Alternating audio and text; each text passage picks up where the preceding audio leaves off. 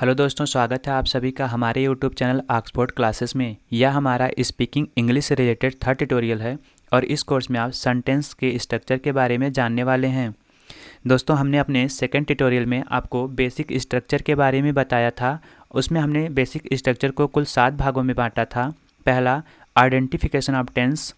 दूसरा, identification of box. तीसरा, use of helping verb. चौथा, आइडेंटिफिकेशन ऑफ सब्जेक्ट। पांचवा, आइडेंटिफिकेशन ऑफ ऑब्जेक्ट। छठा, आइडेंटिफिकेशन ऑफ वर्ब। और लास्ट में सातवां, यूज ऑफ सिंटैक्स। इसमें जो शुरुआत के 3 हैं इनको हमने अपनी पिछली वीडियो में कवर कर लिया था। अगर आपने वो वीडियो नहीं देखी है तो आई बटन पे मैं उसका लिंक दे दूंगा और डिस्क्रिप्शन में भी उसका लिंक दे दूंगा, तो आप वहाँ से जाकर देख सकते हैं।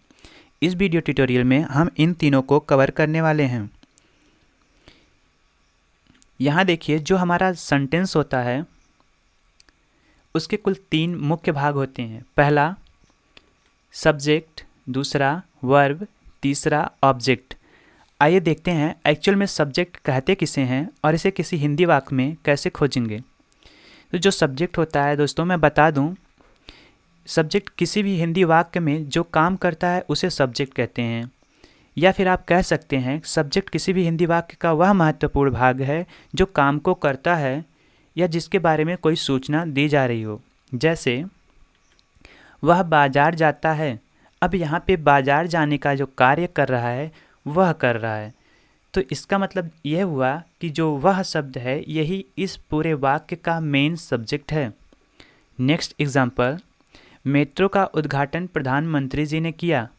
यहाँ पे जो मेट्रो का उद्घाटन करने का कार्य किया जा रहा है वो प्रधानमंत्री जी के द्वारा किया जा रहा है, तो इसका मतलब यह हुआ कि पूरे वाक्य का जो मेन सब्जेक्ट हैं वो प्रधानमंत्री जी हैं। नेक्स्ट एग्जाम्पल, सविता किताब पढ़ रही है। दोस्तों, इस वाक्य में किताब को पढ़ने का कार्य सविता के द्वारा किया जा रहा है, इसलिए इस पूरे वाक्य का जो मेन सब्जेक्ट होगा वो सविता होंगी। नेक्स्ट एग्जाम्पल, इस एग्जाम्पल में देखिए दोस्तों, इसमें बोला जा रहा है कि राम ने अपना काम पूरा कर लिया।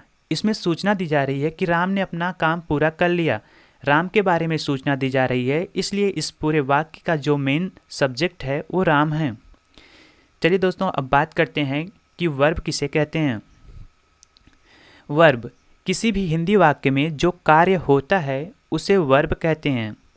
आइए एग्जाम्पल के माध्यम से समझते हैं।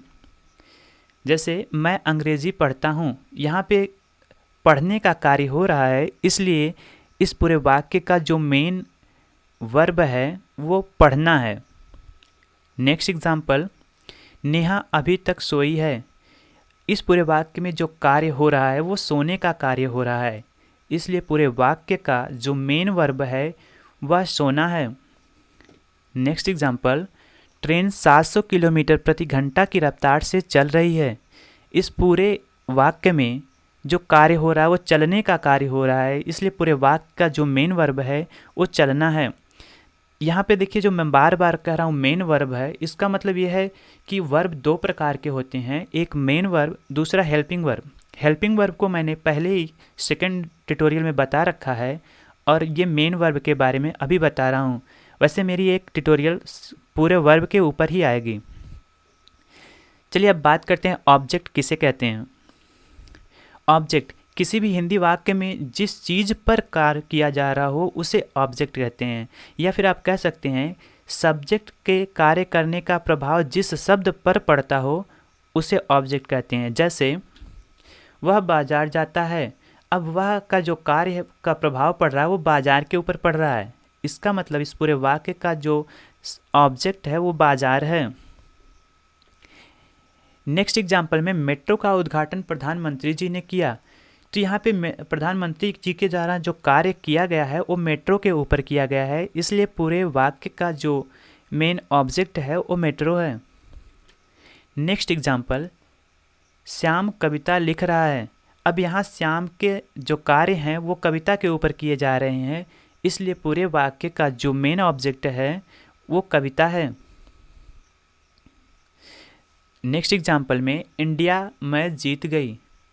अब यहाँ जीतने का जो कार्य हो रहा है वो मैच के ऊपर हो रहा है, जो भी काम किया जा रहा है मैच के ऊपर किया जा रहा है, इसलिए पूरे वाक्य का जो मेन ऑब्जेक्ट है वो मैच है। चलिए दोस्तों, यहाँ मैं आपको एक बात बता दूँ कि आपको सबसे पहले दिए गए एग्जाम्पल की सहायता से किसी भी हिंदी वाक्य में सब्जेक्ट, वर्ब और ऑब्जेक्ट को खोजने का प्रयास करना है। उसके बाद आप अपनी मर्जी से खुद का हिंदी वाक्य बनाइएगा और उसमें फिर सब्जेक्ट, वर्ब और ऑब्जेक्ट को खोजिएगा। क्योंकि जब तक आप सब्जेक्ट, वर्ब और ऑब्जेक्ट को नहीं खोज पाएंगे, आप ना तो अंग्रेज़ी सेंटेंस बना ही पाएंगे और ना ही अंग्रेज़ी सेंटेंस बोल ही पाएंगे। इससे आने वाली नेक्स्ट ट्यूटोरियल में हम आपको पॉजिटिव, नेगेटिव, इंटरोगेटिव सेंटेंस के बारे में बताने वाले हैं, तो वह वीडियो देखना ना भूलिएगा। अगर इस वीडियो में आपको कुछ समझ में ना आया हो तो हमें कमेंट में ज़रूर बताइएगा। अगर वीडियो अच्छा लगा हो तो उसे लाइक करना ना भूलिएगा। Thank you.